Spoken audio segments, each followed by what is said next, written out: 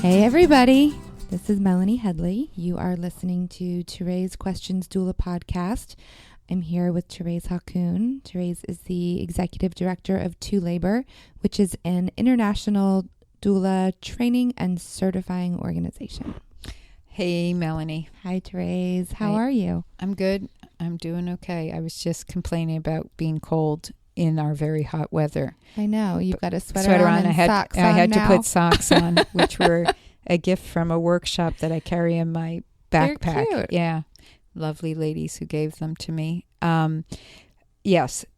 You doing okay? Yeah, doing great. Well, I'm glad. And Getting excited for school. oh, your kids are going back soon. Yeah. Yeah, I guess by the time we put this out there, They they'll will be be back back. in school. Mm-hmm. Yeah, It'll be a glorious day. See, it's so funny because when my kids were growing up, yeah, I understand that sentiment, but I didn't want summer to end. It meant I don't want summer to end. but I didn't want yes, they were a pain in my butt a lot of the days and stuff like that, but I really enjoyed our life of just hanging out, being together. Yes. No schedules per se, no homework stuff, not having to make the lunches and stuff well, like I'm that. always so excited for summer to happen, and so looking forward to letting the structure go. Yeah, I guess it was and the structure.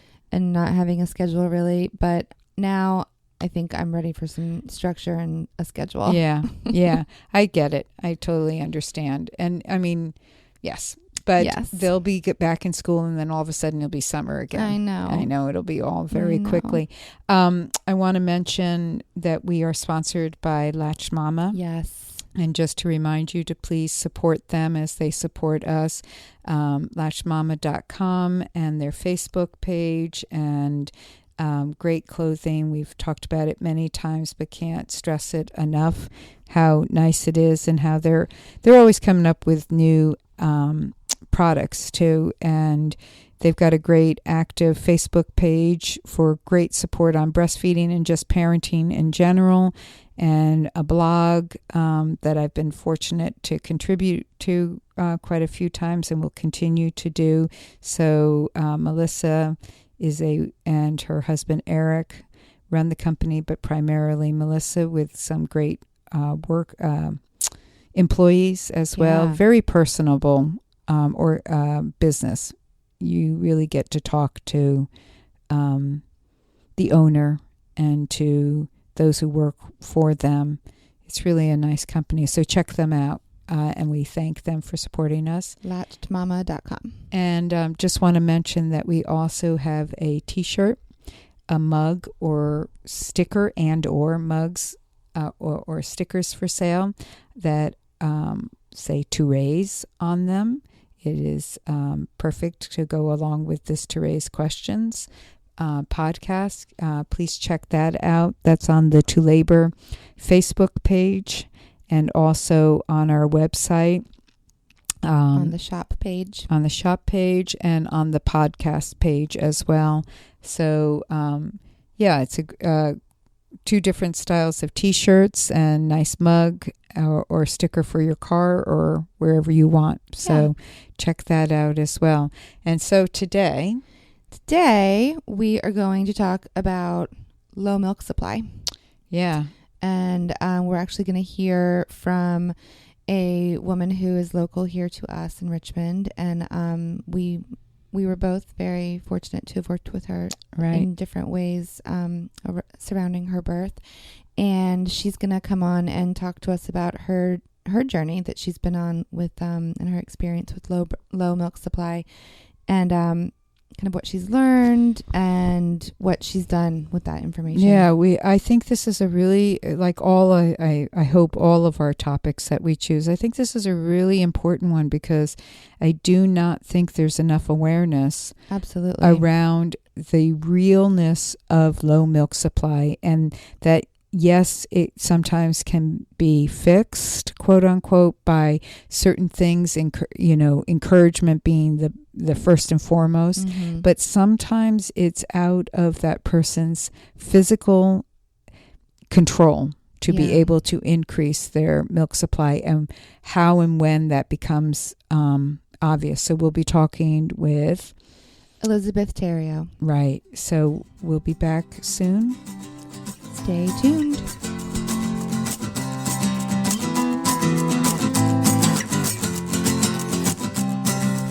So I'm really excited to talk to our guest today. We're talking to Elizabeth Theriault, who I had the honor of having in my childbirth class before they had their baby. And Elizabeth, are you there? I'm here. Hi. Hey, Elizabeth. Hi. Thank you so much for giving us your time and your wisdom and thanks your for experience. Calling in. Yeah. So great to be here. I think we should just get started right from the get-go. You gave birth to a little boy named Oliver. So sweet. And when was Oliver born? Oliver was born on March 31st. Okay, just of this year. And so tell us, we're going to be talking about your experience and what you've learned and how best to give support to women such as yourself who are wanting to breastfeed, had every intention of breastfeeding, and find themselves with a low milk supply, and something that I think is not discussed enough, and circumstances surrounding that, and how best to support somebody with information and just emotional, physical support.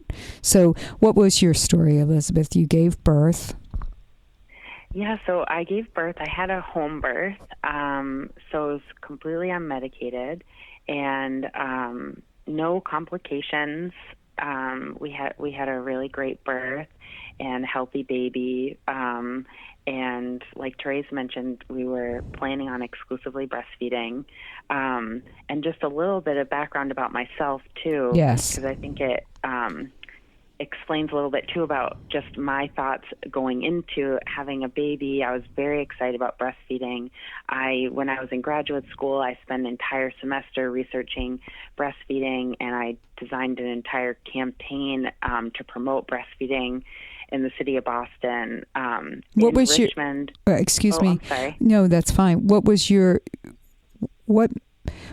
degree in? I got 2 master's degrees, one in public health and one in social work. Okay, so that makes sense. Yeah, with the breastfeeding. Yeah. Great. So I was working with the maternal and children's health department, and we were thinking about ways to encourage moms to breastfeed. And then actually, now that I live in Richmond, I'm part of a group that is a breastfeeding coalition that helps to, promote World Breastfeeding Week and all sorts of activities to promote breastfeeding. So I was this is something that personally I was so excited about, and professionally has been a part of my life. And so it was just something I was greatly anticipating and looking forward to having that bonding and experience and being able to nourish my baby. And I was very meticulous about my diet while I was pregnant. I ate all organic. I walked every day to work. You ate a lot of bananas? I'm joking. That's an inside joke. Sorry, listeners. She did eat a lot of bananas. Has nothing to do with breastfeeding, though. Just she ate a lot of bananas. I ate so many bananas while I was pregnant. And when I went into labor, it was the thing I asked my husband, just don't come home without bananas. And so, I thought I was doing everything right. And so early on, we initiated breastfeeding. I had a little bit of trouble with latching, but Oliver was pretty vigorous feeder and was hungry, and so I had colostrum that came in, so I was feeling good about everything.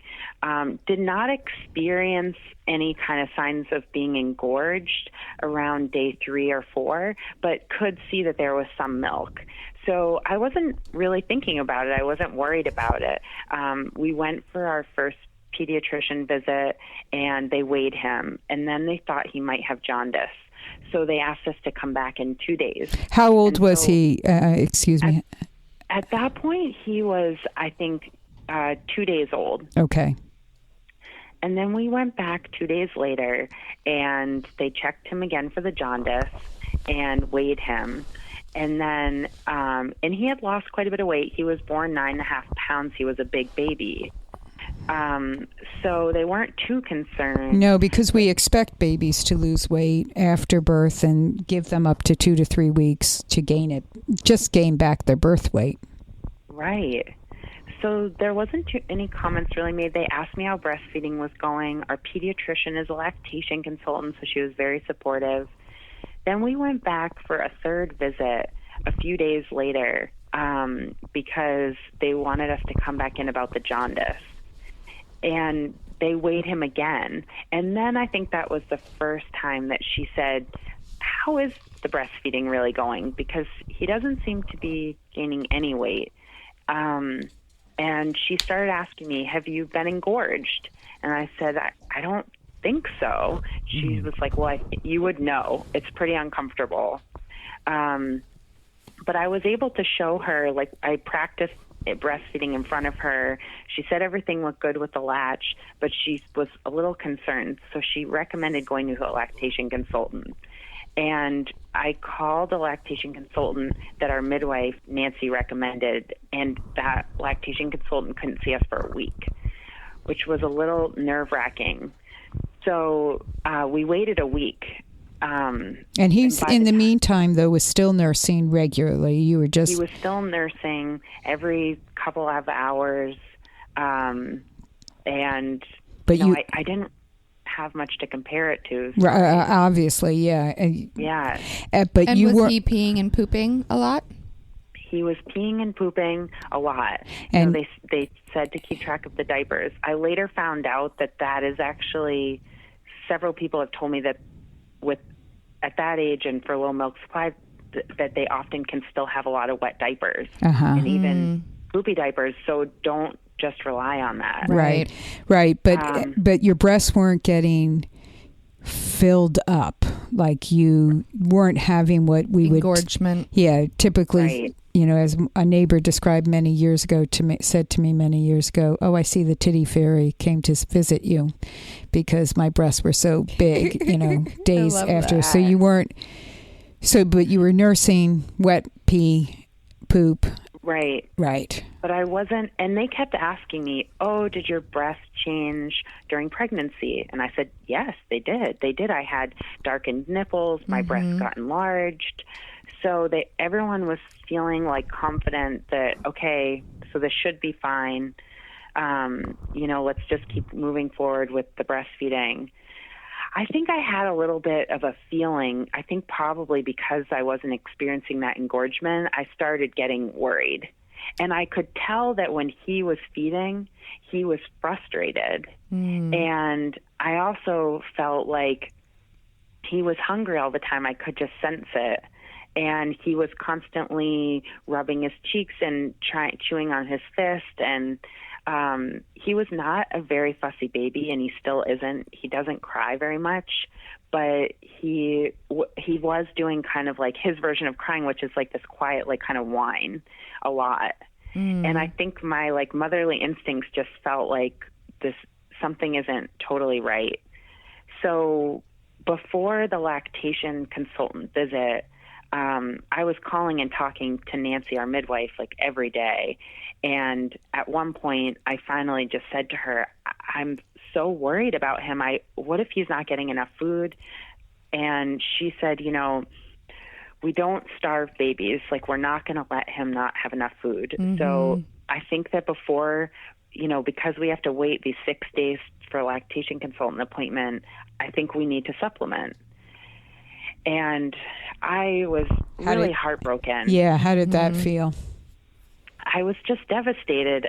I know so much about breast milk and how important it is for exclusively breastfeeding a baby that I know now, especially since I've done a lot of research, people use that term breast is best, and now I always say fed is best because I like that. I think that, the baby needs to be nourished, and but I was just devastated. I thought, this is not what I had envisioned. I had done everything I thought I could to have, this nourishing milk for my baby. And I couldn't imagine at this age, he was so little, that I was going to have to provide him with formula. Yeah, I can only imagine. Yeah. So I was. And not to mention your postpartum anyway. Yeah. You're so early. Oh, yeah. Yeah. So I was a wreck. I mean, I was crying. I was on an emotional roller coaster. My body had just been through so much with the delivery. It was a 20-hour labor. I was exhausted. Oh, my goodness, yep. I had all these hormones going through my body, and I'm all of a sudden being told that one of the things I had been just planning, I felt like, for my whole life, and was so excited about having this time of nourishing my baby through breastfeeding, that just like already was not going to work. And that it felt like my body was like failing me and failing the baby. And were outsiders saying anything like, well, maybe it's all your worry and all your anxiety and all your emotion that's having an effect on the baby's milk, like you just got to relax, you just got to let go, and yeah. Oh, that's even people harder. Kept saying, just relax, you need more rest. And I'm thinking, this is crazy, because who gets rest with a newborn? Right. And how do I relax? Yeah. Because I'm so worried now that he's not being fed enough. So, and then it also makes you feel like it's your fault, like that I'm being too stressed out, and I'm preventing my baby from getting milk because of me, because I'm stressed out. That's such a catch-22. It's like, right. How do I relax? And if I don't relax, am I making it worse? Is this really the problem? And am I really the cause for all of this? And so I better relax, but you're so stressed out also about being stressed out. Right. So then I wasn't allowing anybody in the room with me. I would sit in a quiet place to breastfeed him. I was doing deep breathing exercises. I was visualizing milk like spraying across the room, or, I was trying to invoke the breast milk. I was like, if I just convince my will body it to come. Yeah. I'm like, I literally was like, I will will this breast milk. Like, I will use every, piece of cellular energy in my body to produce this milk for this baby. Like, this is my job, and I will not fail. And were you also, nothing like putting pressure on yourself, right, Elizabeth, but were you also, was it recommended any kinds of teas or herbs or other methods to help? Oh, yeah. So I was drinking, the mother's milk tea, and then I started taking fenugreek, and the highest dosage that they recommend, which is, I think it was about 1,500 or 1,800 milligrams. And so I was taking that 3 times a day. And then my husband, who's incredible, and he was staying up all night making lactation cookies. Aww. And then he went out and bought brewer's yeast. And I mean, we were just trying anything we could. And how old was Oliver at this point before? Yeah. So this is in the first 2 weeks. Right. And were some people saying to you, it's not really a big deal, 2 weeks, he's still little, you're still new at doing this, which is reassuring to hear that. But was it helping you? A little. I mean, I think that it was tough, because at that beginning part, it was like eventually, so when I actually met the lactation consultant, and learn, and we started in on this process of trying to troubleshoot what was going on. And she checked him for a tongue tie and a lip tie. And I breastfed him in front of her, and then she weighed him and identified that there wasn't enough milk. I was only making about 1 ounce of milk at that time.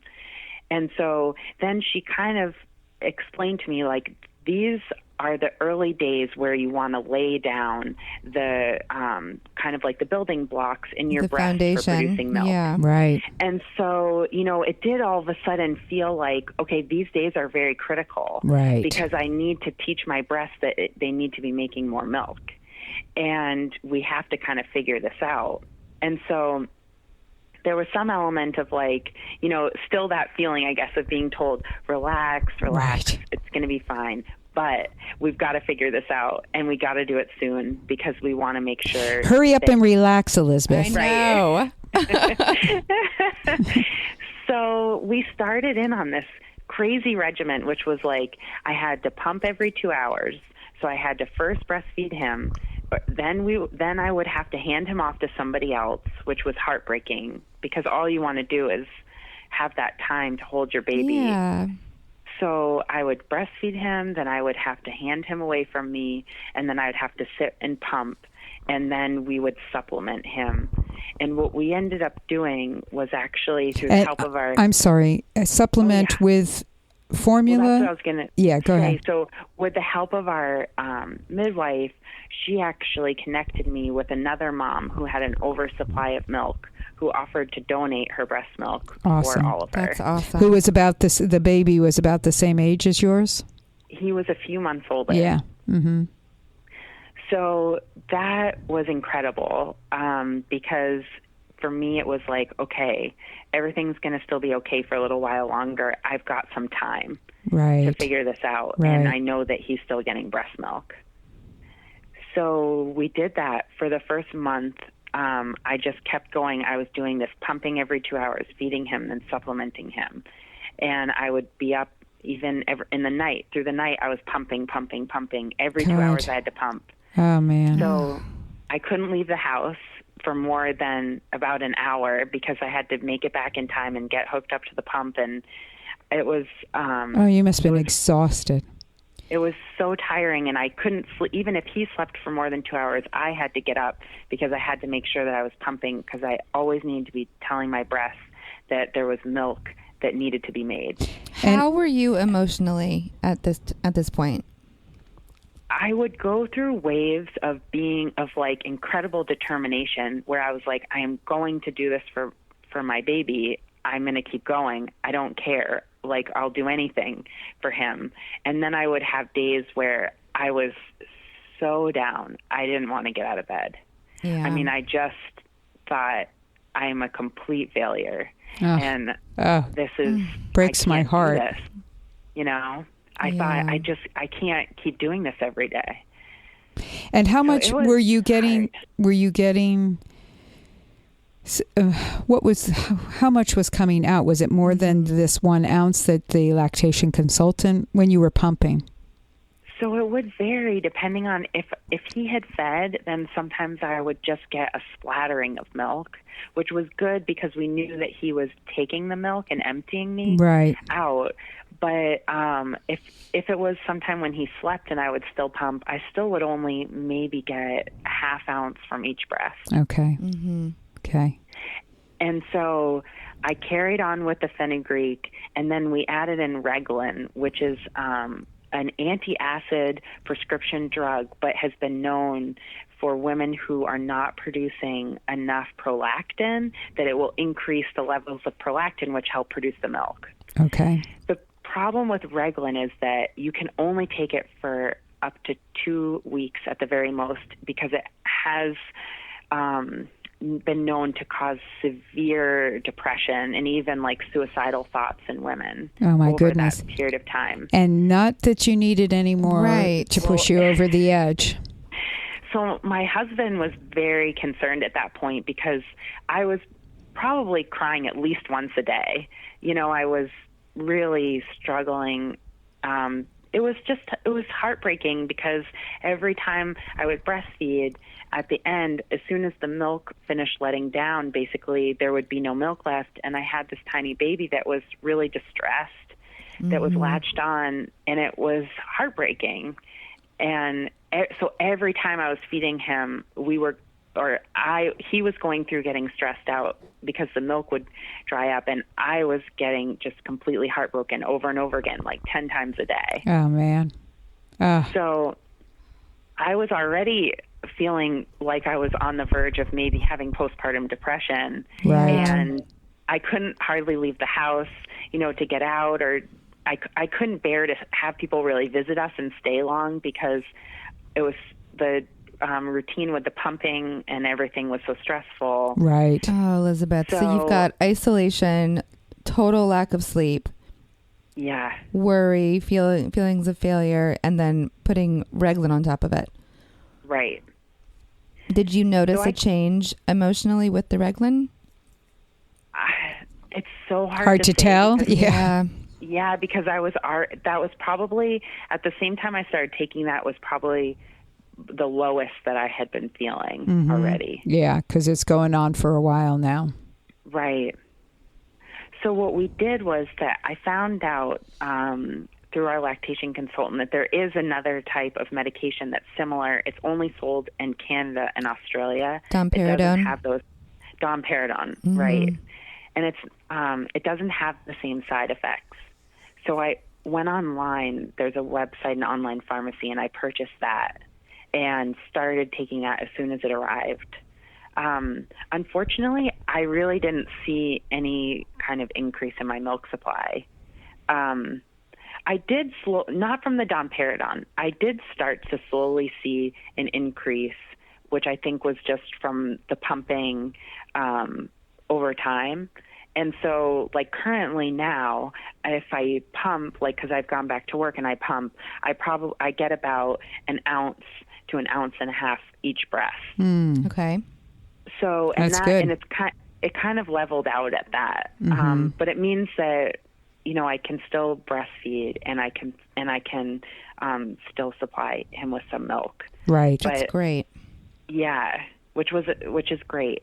And I think what ended up happening with the crazy pumping schedule and everything was, after month 2 of that, I made a decision to stop, and I just couldn't do it anymore. And I felt like that I wasn't being present enough with Oliver.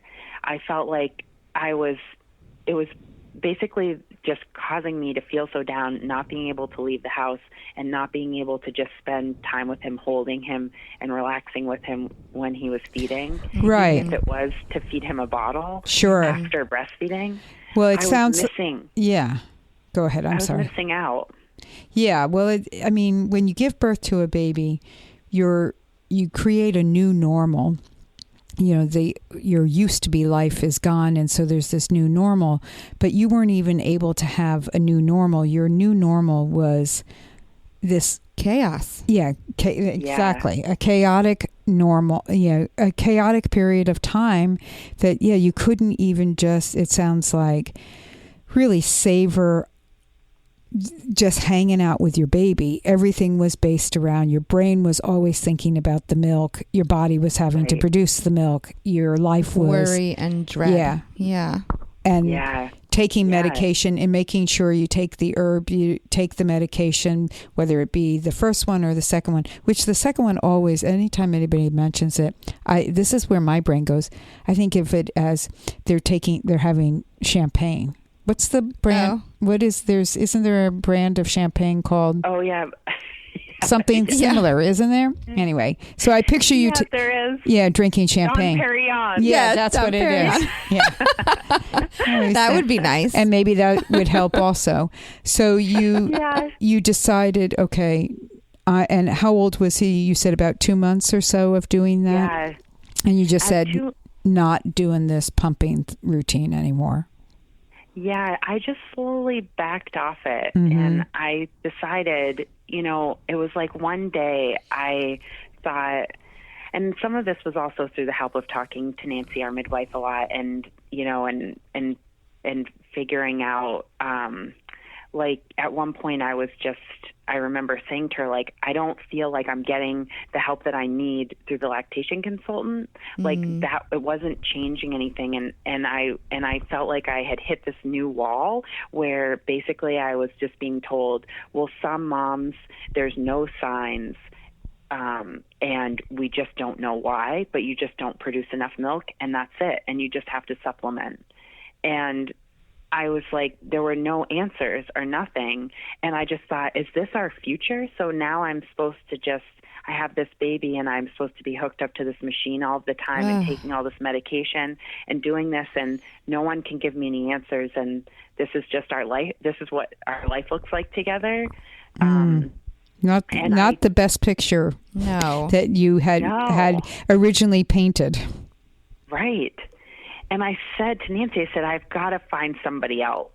Like, I need someone else to work with, to find some answers. And she said to me, and I know Nancy, and for anyone else who listens to this will know, I mean, she's just such a wise person. And in that moment just said to me, now you don't need anybody else.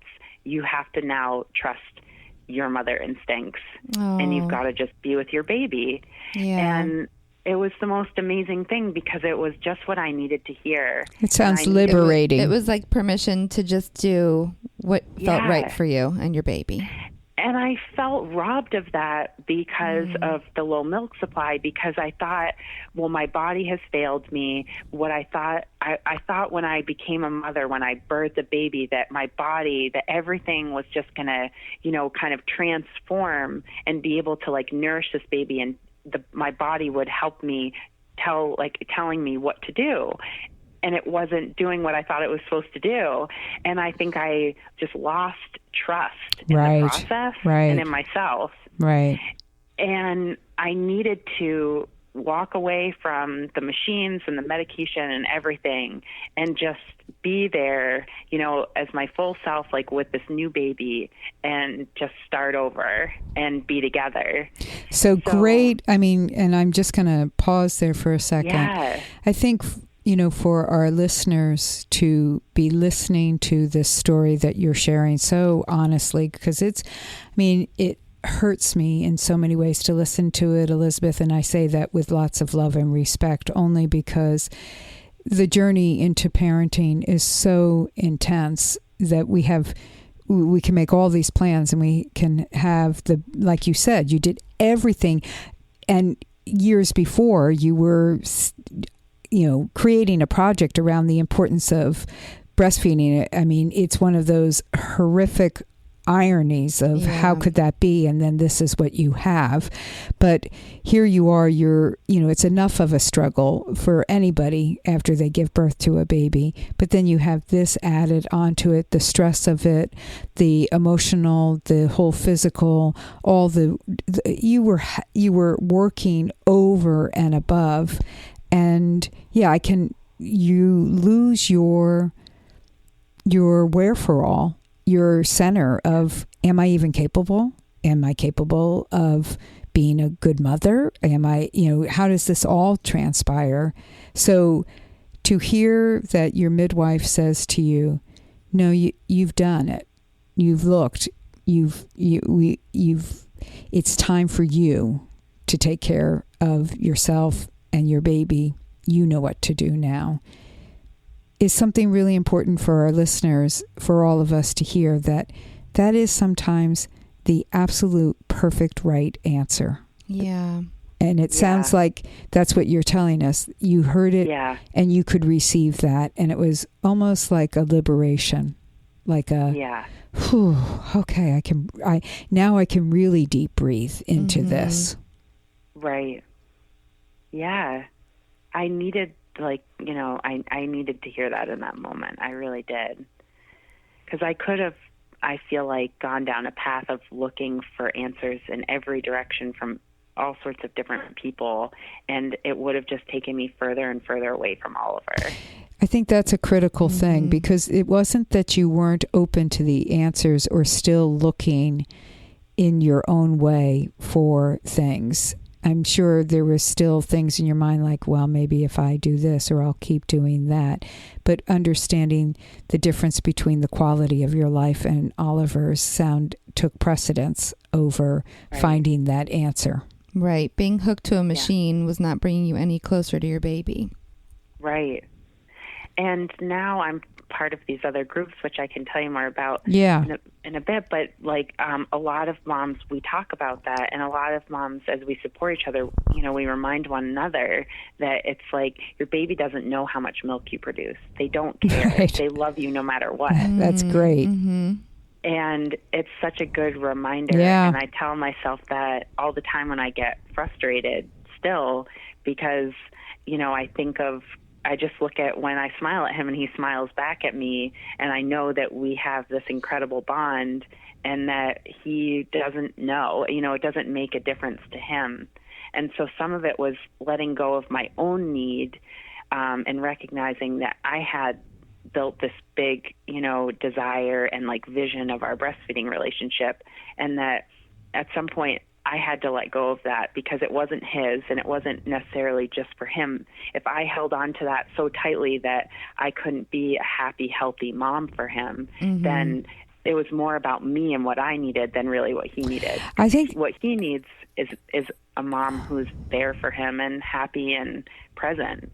I think that is such a valuable way of looking at it. I mean, what went through my head, and this is, it's not the same, but it would be like your baby doesn't know that you didn't brush your hair or your teeth or made your bed, or if you've lost baby fat or you put on weight or what clothes you're wearing. They don't care. That. They don't care about any of that. They just love you loving them. Period. And you're holding him to your breast, whether to feed him that way or to hold him, to soothe him. Yeah. I think that is something, a huge takeaway for people to hear. Great. That's kind of it. Yeah. So so you let that go, and so I let. Yeah. Go ahead. I let that go. I still pump now, but I pump when I'm at work because just to keep my supply going, just as anyone who's breastfeeding would do. And I just actually started to wean myself off the domperidone and the fenugreek. I'm testing that out to see if it does anything to my supply.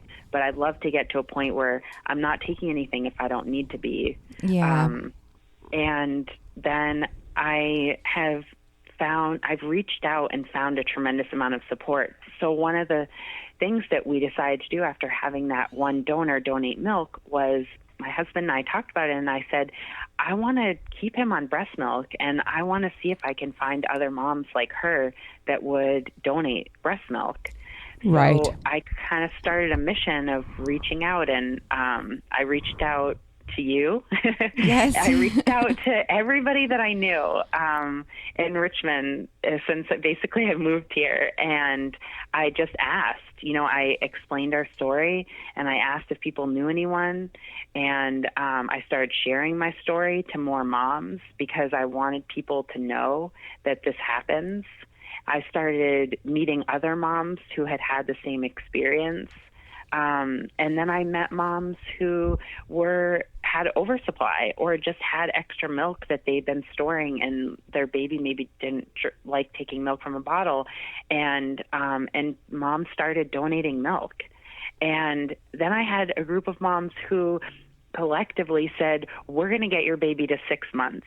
Like, we want your baby to be able to have breast milk exclusively for at least the first 6 months of his life. And we're going to make sure that happens as a group. Oh. And it was incredible. Yeah. And it made the whole, it's so funny because there were so many days that I cried about having low milk supply and not being able to feed my baby. And then there was like days that after that, months later, where I've cried because of like the generosity. Yeah, of other I can mothers. imagine. Yep. And that there have been these women, and it's like that this amazing gift almost has come out of this of like, I was telling another mom around World Breastfeeding Week, I wrote a little snippet of our story and said, like, people say it takes a village to raise a child. I said it takes a village to feed our child because it really has been a whole community of mothers that are nourishing Oliver, and it's been a tremendous gift. That's lovely. Oh, it's beautiful. It's making me cry. That's so sweet. Yeah. So that's kind of the journey we've been on now, is connecting with people to donate milk. And then the other thing that I've done is I've now at a place where I feel like I've wanted to explore more why and understand like what happened to me. So I've joined this Facebook group that is it's called IGT, which stands for insufficient glandular tissue. And it's IGT and low milk supply support group. And it's a Facebook group. There's over almost 7,000 members. Wow. And it's international. Wow. And sometimes I go on there every day if I need to be inspired, or I need to vent, or sometimes I just search in the search engine for success stories, and I read success stories of other moms so that it just kind of fills me up to keep going. When we have a hard day, or there's also lots of resources on there. So I've learned a lot about low milk supply. So what have you? Yeah, go ahead. What have you learned?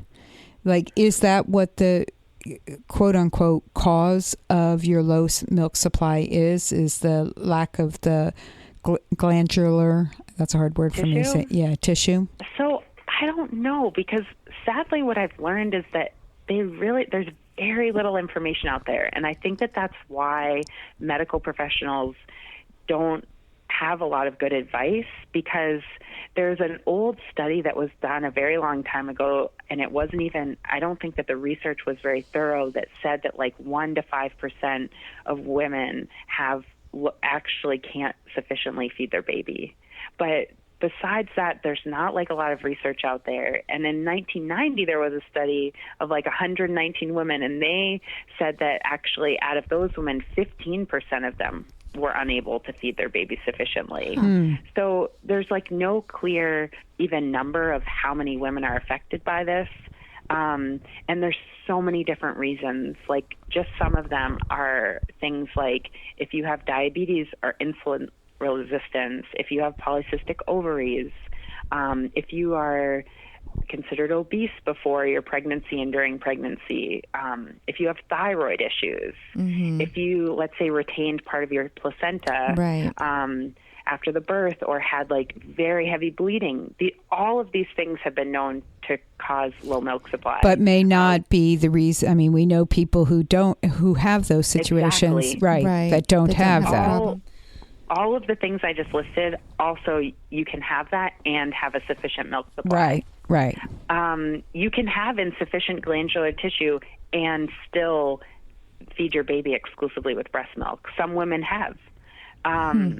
So it's really hard to know what it is. And a lot of the signs that they often say to look for before you give birth are things like if you don't have changes in your breast size, or your nipples don't darken, or you don't notice any kind of sensation in them, any change.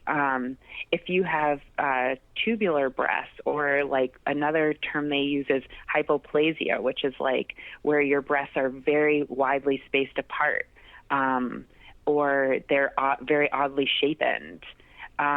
Things like that, might be early signs that you might have insufficient supply of milk. But interestingly, like, I didn't have any of those. I had, like I mentioned at the very beginning, I had the changes. I wasn't overweight during my pregnancy. I didn't have, signs of prediabetes. A lot of the things around insulin resistance is because that's a big thing that people talk about with low milk supply.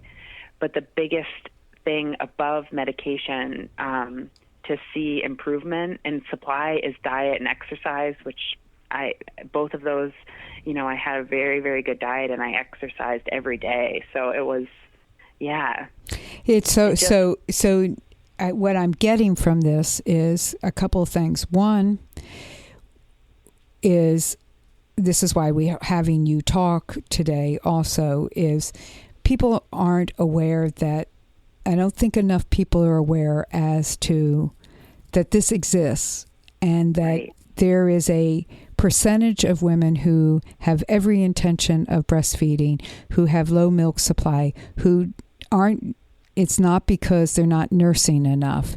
It's for some reason they're doing everything they possibly can, and they still don't increase their quantity of milk. And that we may not know the reason why that specific person has that low milk supply. In some cases, I guess it could be defined. The diabetes could be the reason. They'll say, well, that seems to be the cause, or yes, the obesity, or the shape of your breasts, and the non-change of them, that is probably the cause. But in some cases, it's just one of those terrible, and yet at the same time can be reassuring mystery of, I don't know why. Right. I don't know why. It just is. Yeah.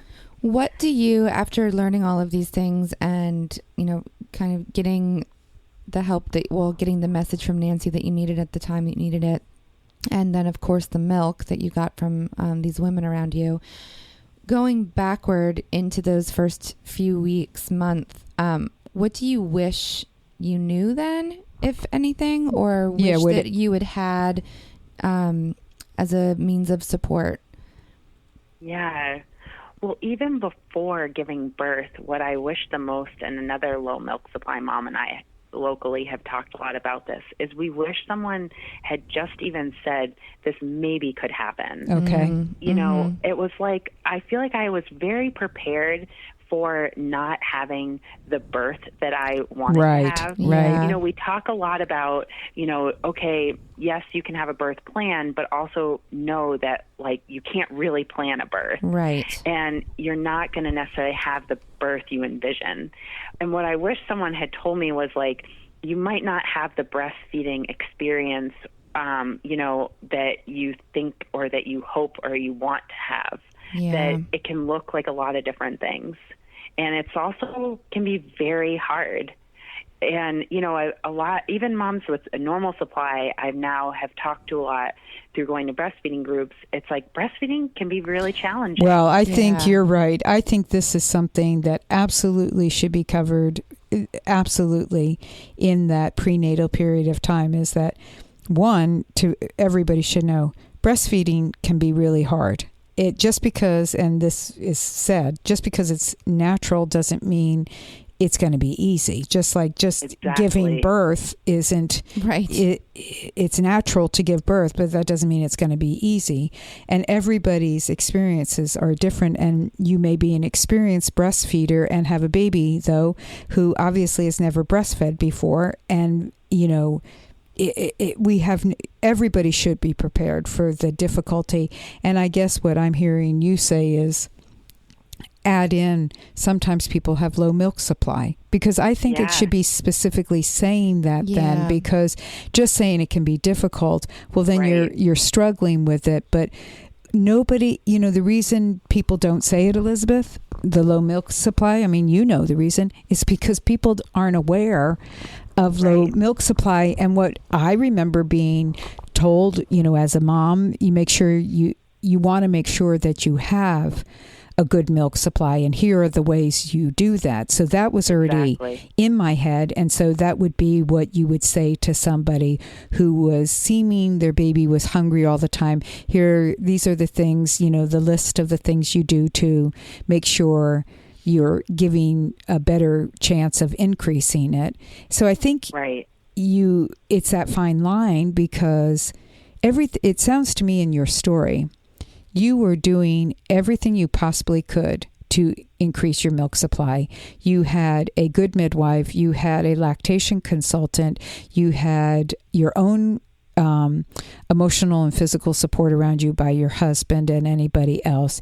You were doing herbs and medication and pumping. You were doing everything. You were breathing and visualizing. You were eating, drinking. You were doing everything. You were crying because you had to cry. Suppressing it would have been worse.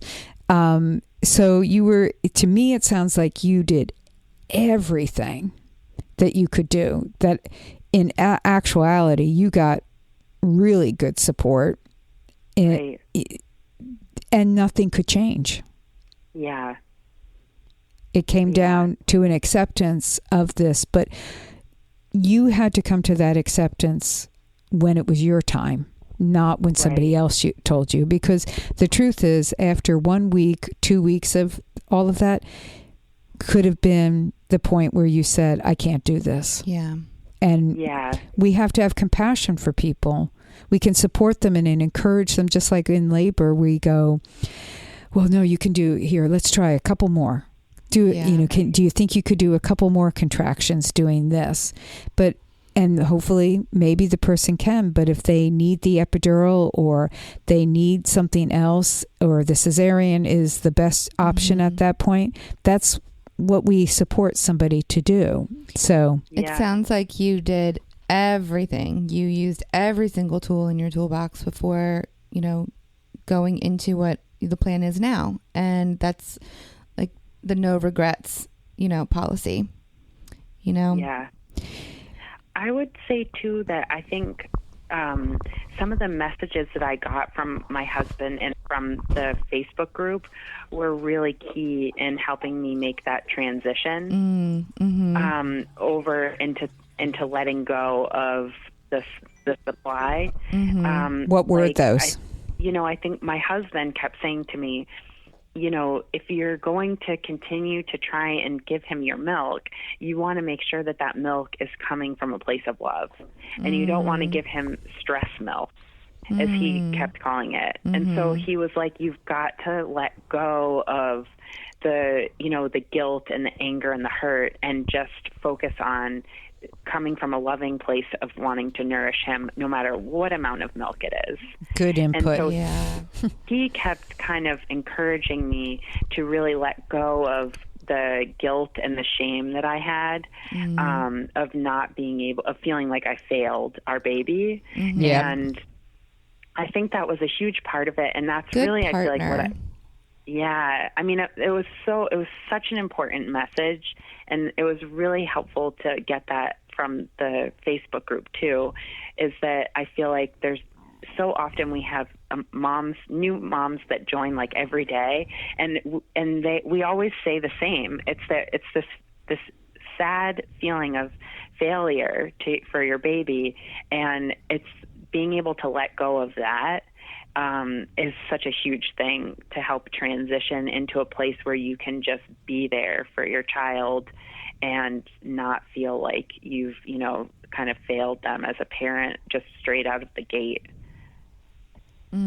Yeah, and I think what is so important, and obviously your husband did this in the appropriate way, and people must be giving this message in the appropriate way, but I want to make sure it's not said in a condescending way, like, well, all that. It's kind of like the same thing when a woman gives birth to her baby and she is feeling it didn't go the way she anticipated, and she's feeling sad or grief or, trauma around it. And people say, well, at least you have a healthy baby.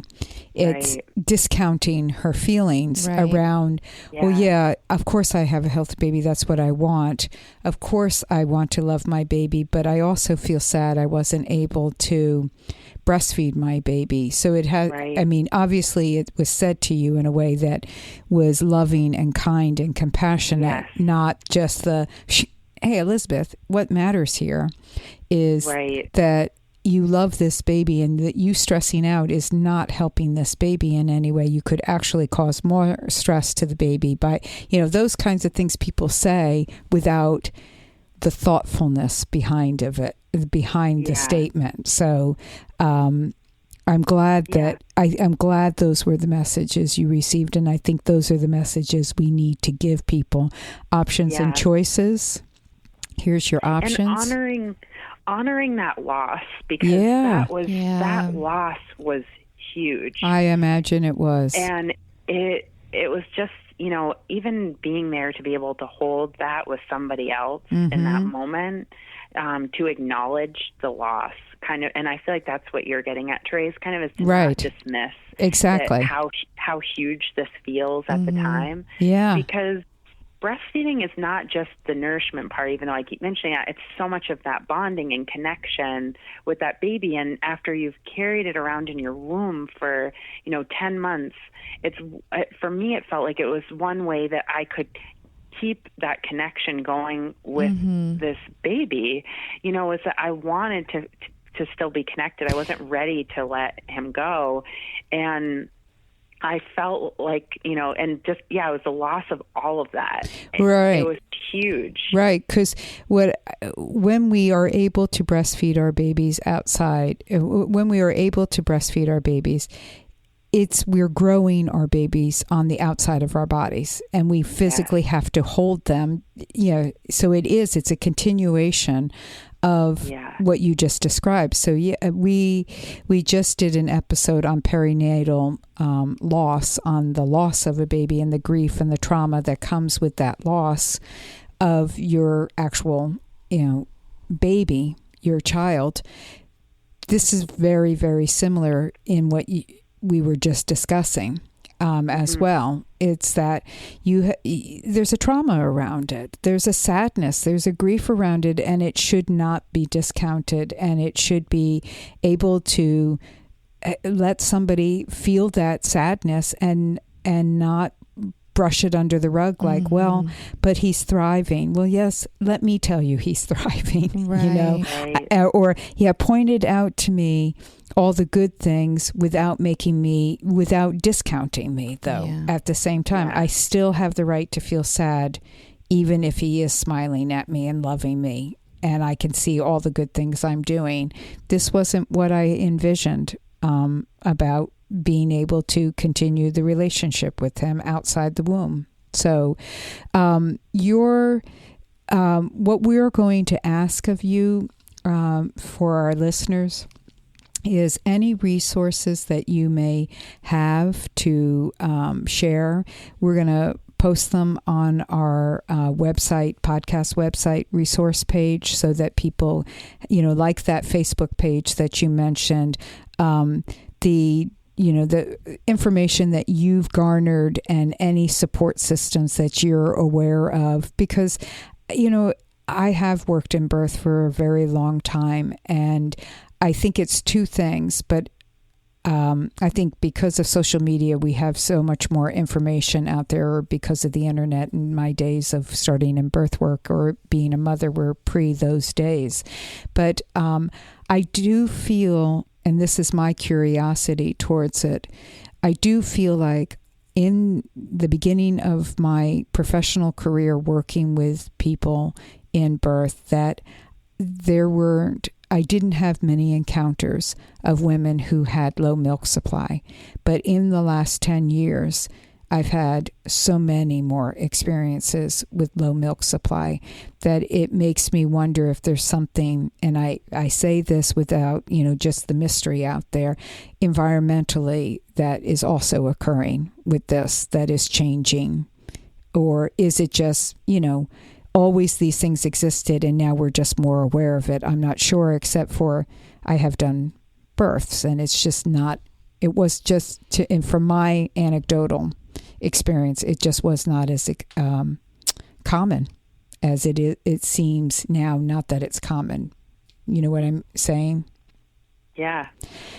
And I don't know if that's relevant or not, but here's the relevancy to it is we need to be aware of it, because I was sharing that, in trying to do research about this, I was coming up with very little information about you. If you Google low milk supply, even medical institutions like the Mayo Clinic will come up with how you increase your milk supply by all the suggestions we all have.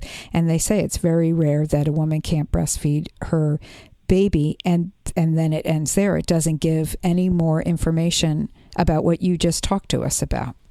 That Right. you can do all those things and it still doesn't work. Right. And what if it doesn't work? Then where does that leave you? Yeah, where does that leave you? Yeah. And to have a Facebook group with almost 7,000 members. Well, that says so much, right? Yeah. When you said that, I thought, well, there it is. I mean, yes, 4 million babies are born a year just here in this country. So, we know it's not common, but it's that, it goes back to what a lot of people say. If it's happening to you, it's 100%.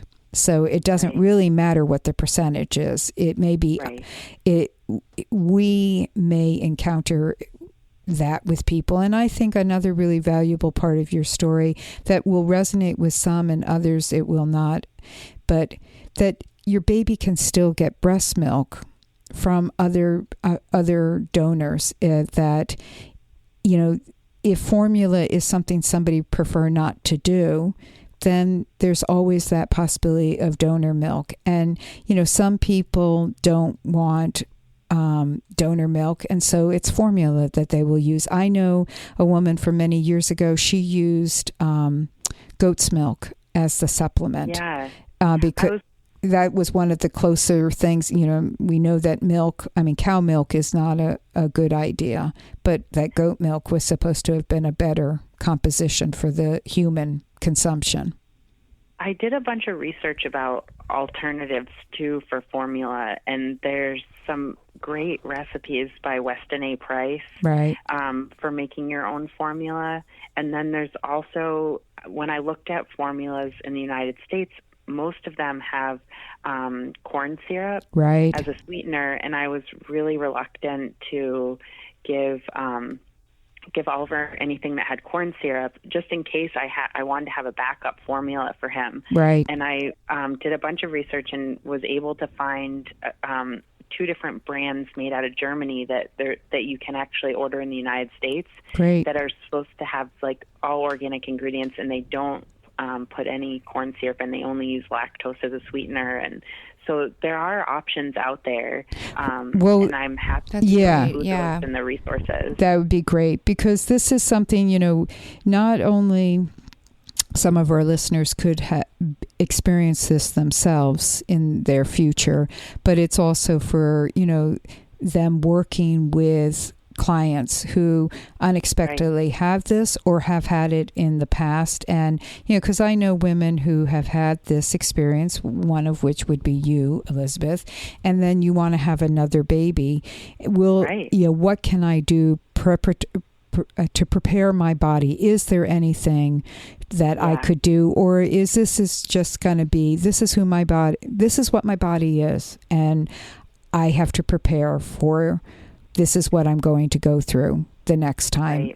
And go ahead. Oh, I'm sorry. I was just going to say I would recommend that people join the Facebook group, because there's a huge resource list.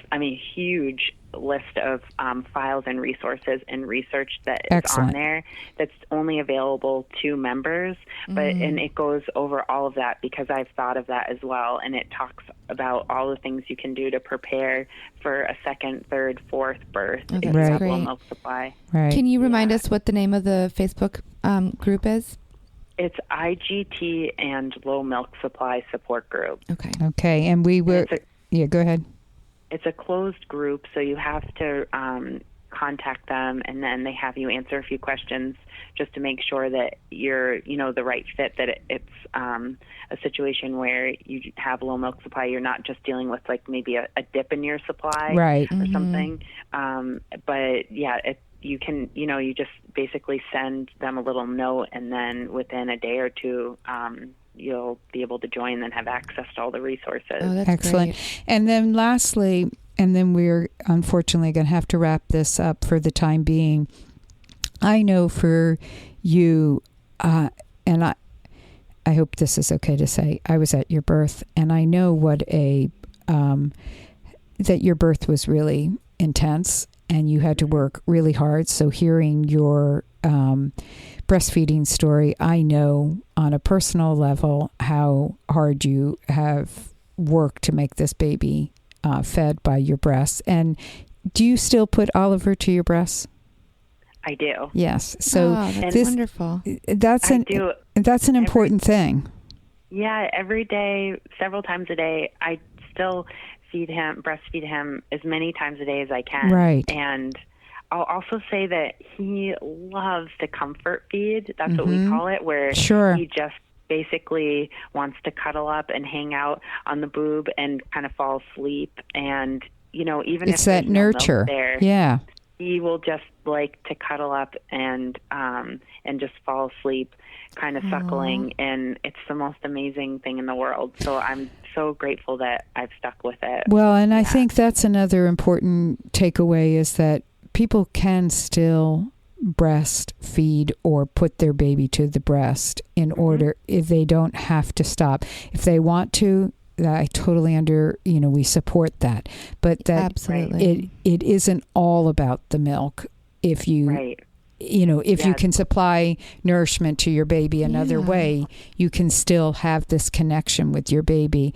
But I know that you and another woman here in our community of Richmond are planning to start a support group for mamas who have this experience.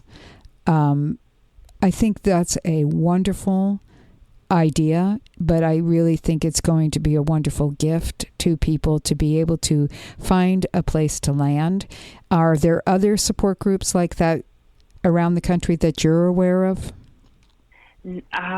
There are others around the country. I think I don't know where they are. Yeah, but when I reached out to the administrator of the online group, I wanted to let her know that we were starting one, and she mentioned to me that there's others that around the country that people have started too. Right. Well, and I bet they're far and few between.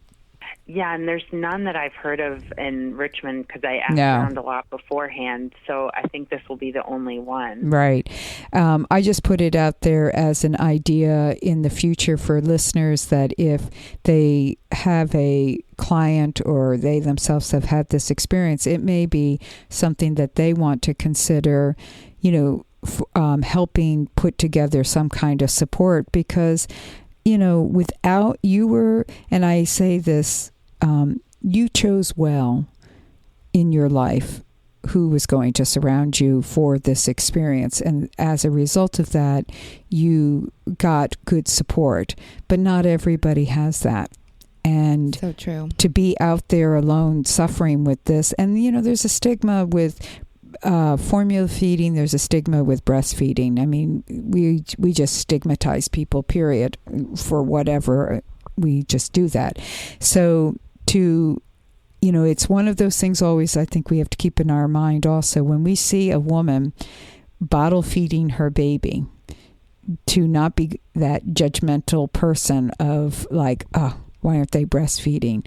We don't one, that's none of our business in the end, but we have no idea.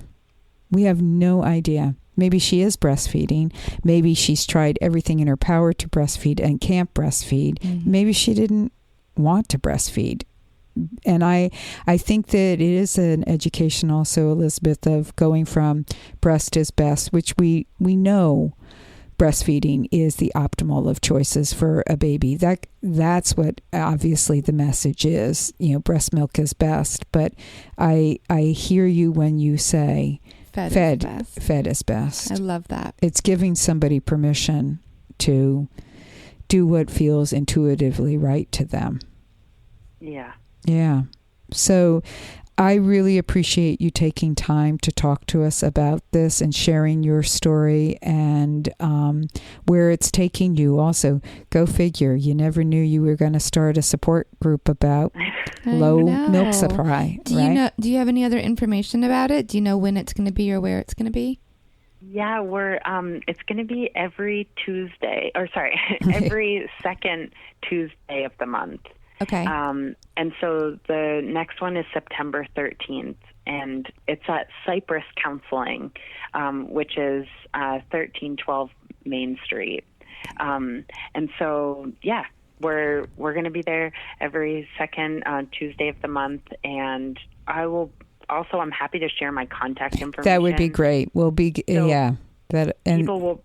be great if people want to reach out to me beforehand, and if they're interested in coming, that would be wonderful. Right. We have people, Elizabeth, who listen here in Richmond, but we have people from all over the world listening. So there will be other people that potentially would are welcome to, and I'm saying this for you, welcome to reach out to Elizabeth also just about these kinds of questions, and also how the support group goes, because it may be something that they want to consider doing themselves in the future. Sure. So I would love that. Yeah, so we'll have that, as I said, on our resource page of the podcast. And in the meantime, give your baby a big squeeze and hug for us. Yes, and your husband. Yeah, and thanks so Thank you. much for being so honest and talking to us about something that for a lot of people is very vulnerable to actually admit to. So I appreciate it, Elizabeth. Thank you. Thank you. Well, thank you for listening and caring. I really appreciate it. Okay. Thank you. Well, you take care. You too. Okay. Thank you. Bye now. Bye. Okay. Bye.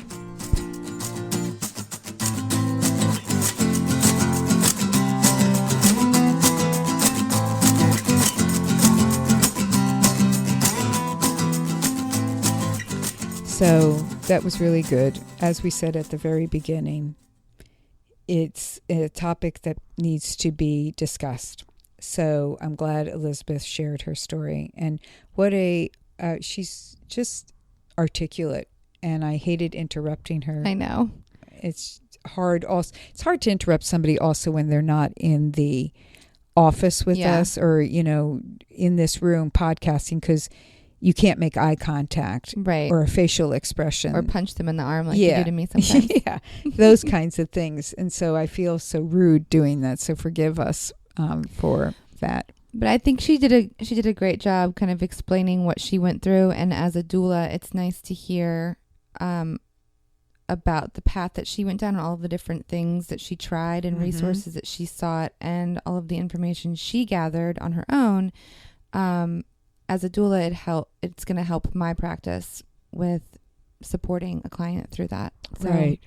That was great. I appreciate it. And again, look for the information that she supplies to us as far as resources and about the things that may help support a client of yours in the future or now. You may have that experience right at this moment. So thanks everyone for listening. We'll be back again.